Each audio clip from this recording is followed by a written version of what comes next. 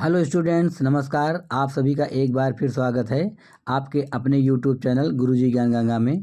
Friends, आज की video में हिंदी व्याकरण के महत्वपूर्ण क्वेश्चंस को शामिल किया गया है जो सभी परीक्षाओं के लिए बहुत ही महत्वपूर्ण है।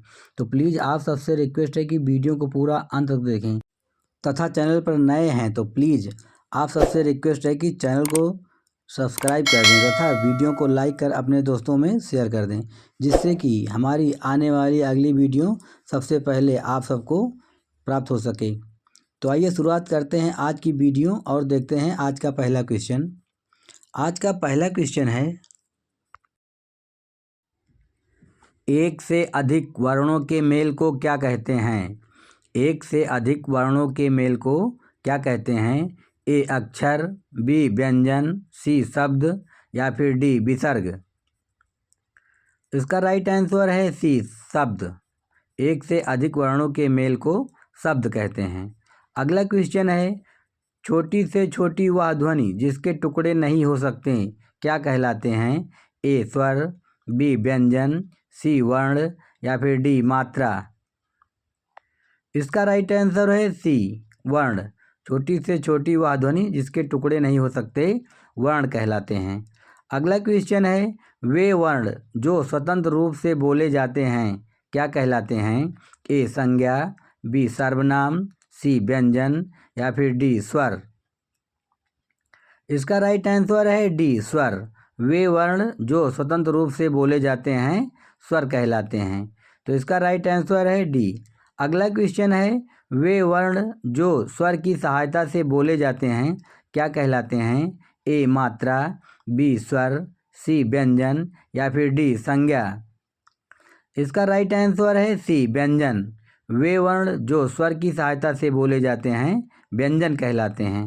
अगला क्वेश्चन है, वे ध्वनियाँ जो ना तो स्वर हैं ना व्यंजन क्या कहलाते हैं?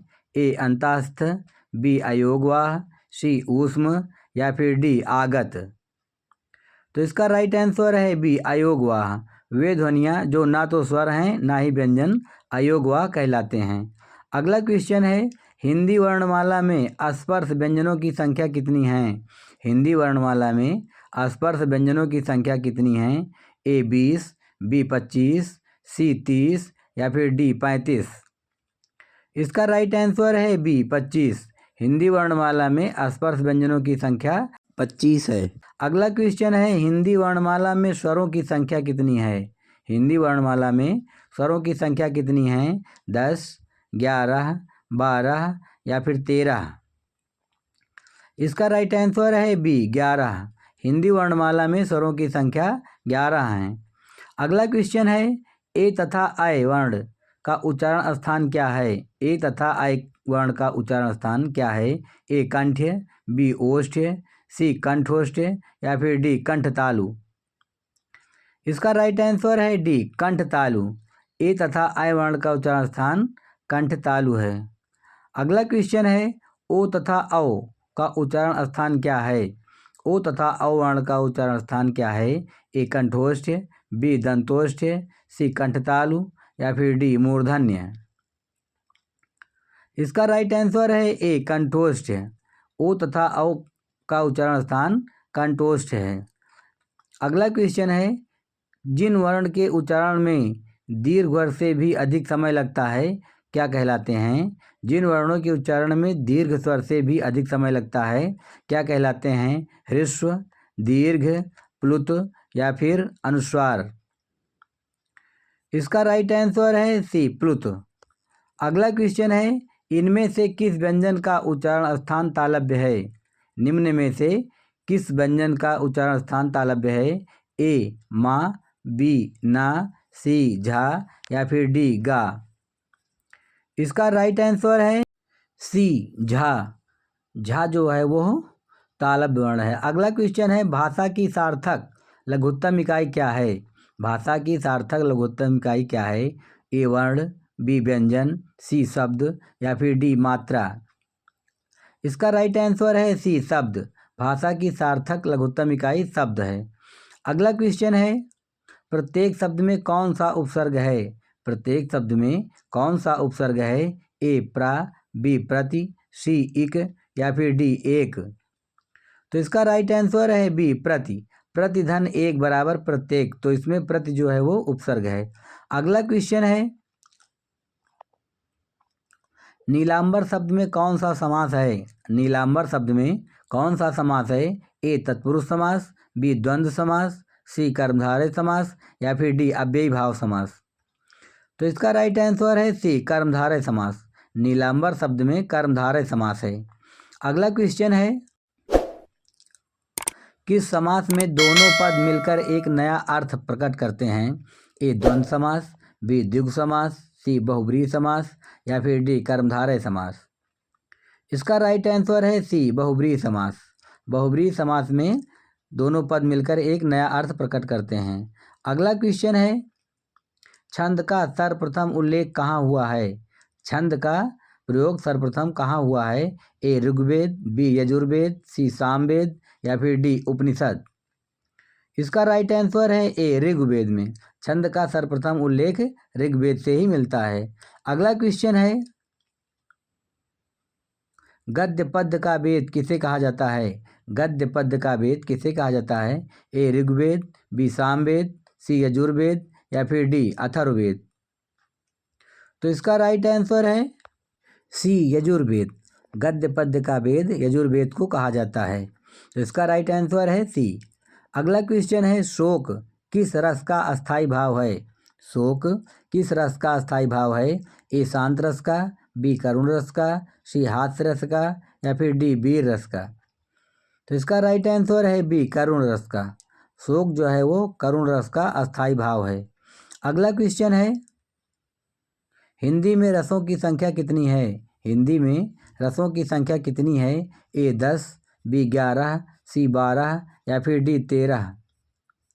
तो इसका राइट आंसर है बी 11।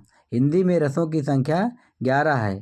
पहले 8 रस माने गए थे, बाद में 3 रस और जोड़े गए हैं, तो कुल रसों की संख्या इस समय 11 है। अगला क्वेश्चन है, रति किस रस का अस्थाई भाव है? कि श्रृंगार रस का, बी वीर रस का, सी करुण रस का, या फिर डी हास्य रस का। इसका राइट आंसर है ए श्रृंगार रस का। रति जो है वो श्रृंगार रस का अस्थाई भाव है। तो इसका राइट आंसर है ए। अगला क्वेश्चन है, किस रस को रसराज कहा जाता है? किस रस को रसराज की संज्ञा दी गई है? ए वीर रस को, बी श्रृंगार रस को, सी करुण रस को, या फिर डी हास्य रस को। इसका राइट आंसर है बी श्रृंगार रस को। श्रृंगार रस को रसों का राजा कहा जाता है, इसीलिए इसे रसराज भी कहा जाता है। अगला क्वेश्चन है, निम्न में से हवा का पर्यायवाची शब्द कौन सा नहीं है? निम्न में से हवा का पर्यायवाची शब्द कौन सा नहीं है? ए सलिल, बी वायु, सी अनिल, या फिर डी समीर। तो इसका राइट आंसर है ए सलिल। सलिल जो है वो हवा का पर्यायवाची शब्द नहीं है, बाकी वायु, अनिल और समीर ये हवा के पर्यायवाची शब्द हैं। अगला क्वेश्चन है, निम्न में से शिव का पर्यायवाची शब्द क्या है? निम्न में से शिव का पर्यायवाची शब्द क्या है? ए पिनाकी, बी लंबोदर, सी पिपासु, या फिर डी पिनाक। तो इसका राइट आंसर है डी पिनाक। पिनाक जो है वो शिव का पर्यायवाची शब्द है। अगला क्वेश्चन है, शेर का पर्यायवाची शब्द क्या है? ए चीता, बी केसरी, सी सावन, या फिर डी नरसिंह। इसका राइट आंसर है बी केसरी। शेर का पर्यायवाची शब्द निम्न में से केसरी है। तो इसका राइट आंसर है बी केसरी। अगला क्वेश्चन है, कानन का पर्यायवाची शब्द क्या है? कानन शब्द का पर्यायवाची शब्द क्या है? ए पुष्प, बी विहिप, सी वन, या फिर डी उपवन। तो इसका राइट आंसर है सी वन। कानन शब्द का पर्यायवाची वन होता है। अगला क्वेश्चन है, निम्न में से धरती का पर्यायवाची शब्द क्या है? निम्न में से धरती का पर्यायवाची शब्द क्या है? ए चंचल, बी विपुल, सी सरसी, या फिर डी अचला। तो इसका राइट आंसर है डी अचला। अचला जो है वो धरती का पर्यायवाची शब्द है। अगला क्वेश्चन है,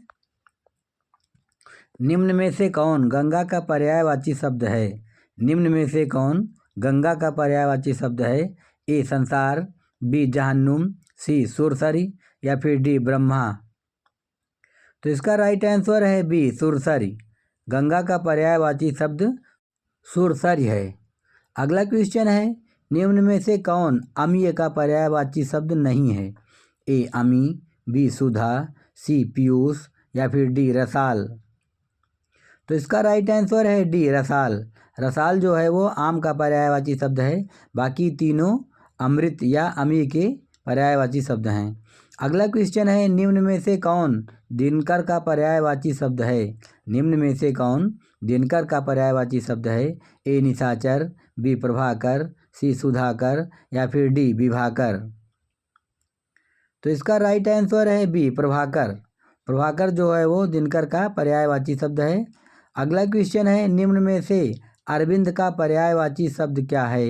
ए अरब निवासी, बी अरबी, सी भ्रमर या फिर डी कमल।